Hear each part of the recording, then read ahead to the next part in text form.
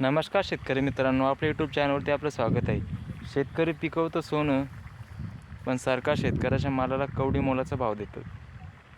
त्याच्यामुळे आपण कधी निवडणूक ज्यावेळेस येते त्यावेळेस योग्य सरकार कोणतं असेल, योग्य माणसालाच निवडून द्यायचं. आपल्याकडे भरपूर प्रमाणात असे लोक आहे की ते पैसा घेऊन मतदान करतात, पण आता हे पैसे गिसे सोडून द्यायचं. एक तर शेतकऱ्याच्या मालाला भाव नाही, शेतकऱ्याच्या मुलाला कोणी मुली देत नाही. खूप दिक्कट परिस्थिती अशी शेतकऱ्यात झाली आहे. त्याच्यामध्ये वातावरण पण शेतकऱ्याला साथ देत नाही. आपले डॉलर हार्बर आहे, हे फुल हार्बर टोटल फुलावर अवस्थेत आहे. पण बघा तुम्ही कसं असं धुकं आलेलं आहे. ऊन चांगलं पडत नाही, प्रदूषण खूप आहे. याचा परिणाम हा पूर्ण शेतकऱ्याला भोगावा लागतो प्रदूषणाचा.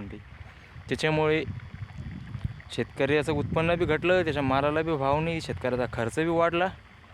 असं करून शेतकरी संपून जायला आला. शेतकऱ्याचं अस्तित्व हे निर्माण जर ठेवायचं असेल तर शेतकऱ्यांनी एकता यायला हवं, एकत्र यायला हवं, एकजुटता दाखवायला हवी. योग्य सरकार निवडायला हवं. कोण आपल्या मालाला हमी भाव देऊ शकतो किंवा आपल्या मालाला योग्य भाव मिळेल अशी एक युनियन तयार करायला पाहिजे. आणि शेतकऱ्याच्या मालाला हा शेतकऱ्यानेच भाव ठरवायला पाहिजे. शेतकऱ्याच्या मालापासून अख्खं जग चालू आहे. अख्ख्या कंपन्या, अख्खे जे काही आहे समजा कारखाने, कंपन्या, जे काही आहे, कोणताही व्यवहार असो किंवा कोणताही बिझनेस असो, तो फक्त शेतकऱ्याच्या मालामुळे चालू आहे. पण शेतकऱ्याच्याच मालाला भाव नाही. अशा प्रकारे जर आपण एकत्र जर आलो किंवा या सगळ्या गोष्टी विचार केला तर येणाऱ्या काळामध्ये आपण ही परिस्थिती बदलू शकतो. व्हिडिओ आवडल्यास चॅनल सबस्क्राईब करा.